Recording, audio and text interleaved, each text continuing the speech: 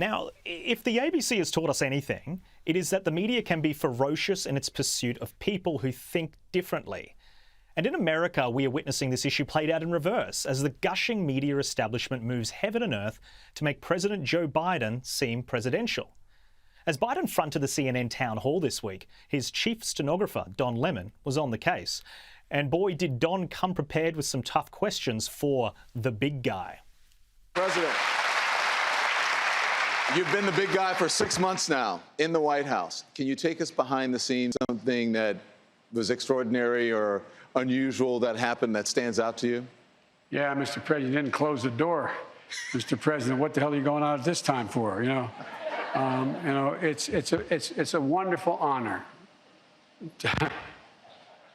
As you can tell, I hope I have very good manners, but I'm not very hung up on protocol. And and the Secret Service is wonderful. What was that? Let's start unpacking that question, which was, can you tell us something extraordinary? One thing, just one thing that has stood out to you during your time as leader of the free world. Could you possibly hand the big guy an easier question than that? But apparently it was too difficult cognitively for Biden, who started rambling about times he's being told to close the door and how often he's asked, Mr. President, why are you going outside? And Don Lemon just nervously laughs along as if it was a normal response. Tragically, it wasn't even the craziest thing to be said at the town hall. In case you missed it, here is the now infamous moment Biden starts raving about whether there is a man on the moon. You got the vaccination? Yeah. Are you okay? I mean, you seem, no, it works. Or or the mom and dad, or the neighbor, or when you go to church, or when you're, no, I really mean it. There are trusted interlocutors. Think of the people.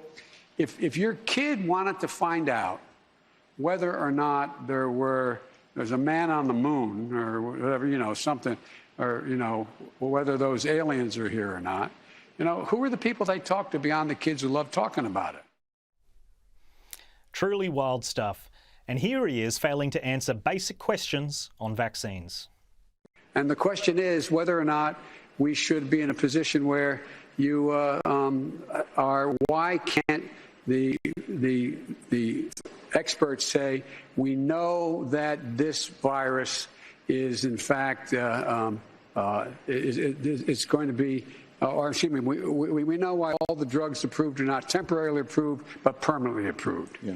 And it wasn't just comically bizarre gaffes. Biden made plenty of factually incorrect statements as well, some of which Don Lemon helped him correct in the moment before quickly trying to move on. I want to say I'm in his territory. Portman is a good man. Portman is a congressman from this area. I talked to him before and I really mean it. He's a decent, honorable man, and he and I are working on trying to get this infrastructure bill passed. But you're talking about Senator Ron Portman of Ohio. I'm sorry. I thought. Jeez, talk about a media protection racket. Could you imagine CNN doing that for Donald Trump or any Republican if they made even a slight mistake?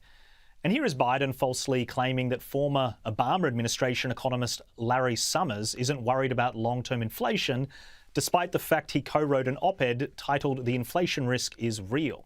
People are coming back, and guess what? Instead of paying 10 cents, you're paying 20.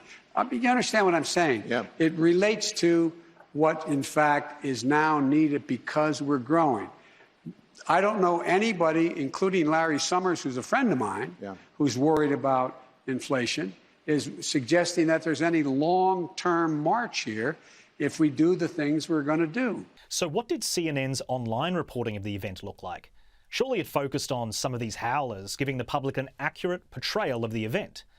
Well, no, CNN's main digital wrap led with these three highlights. Biden explains how he's working to dispel vaccine misinformation. Biden slams Jim Crow on steroids. And President says he will keep fighting for the Dreamers. So with this degree of dishonest journalism, is it any wonder that viewers fled the propaganda fest? The town hall only had 1.5 million viewers, which Fox News beat by 83% at the same time. And for those who just read the CNN post-debate wrap, you would mistakenly think that Biden nailed it. So much for objectivity. Louise, what do you make of the way that the US media, particularly CNN, etc., are covering Joe Biden? And do you think there should be some tougher questions asked?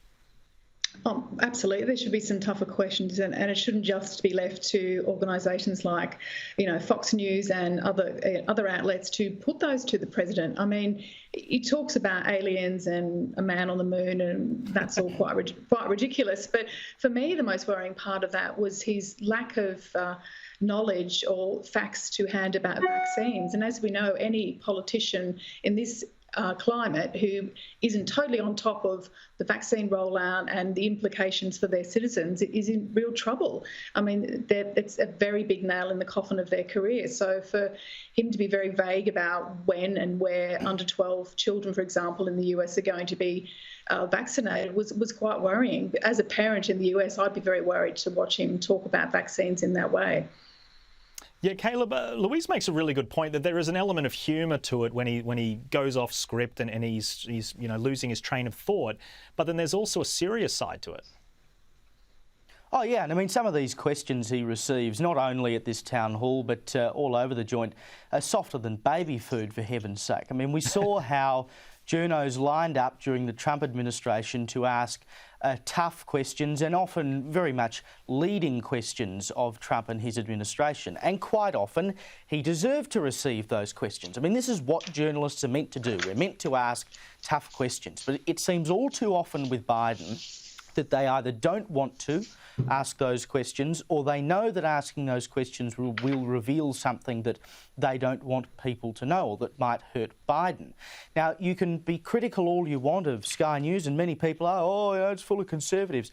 But, Alan Jones and every other broadcaster on this station will hold a politician to account even if they come from the same side of politics as them. Particularly, Alan Jones is a great example. He doesn't let anyone go. Doesn't matter where they come from, what party they're from. He will give props to people who deserve it and criticise people who deserve it.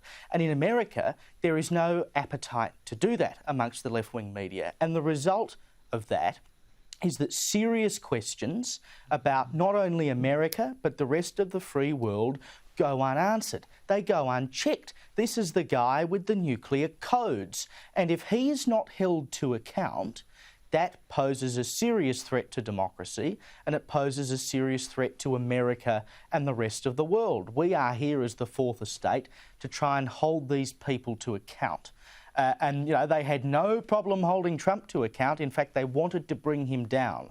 But when it comes to Biden, if there is no appetite to hold him to account, they are not doing their job.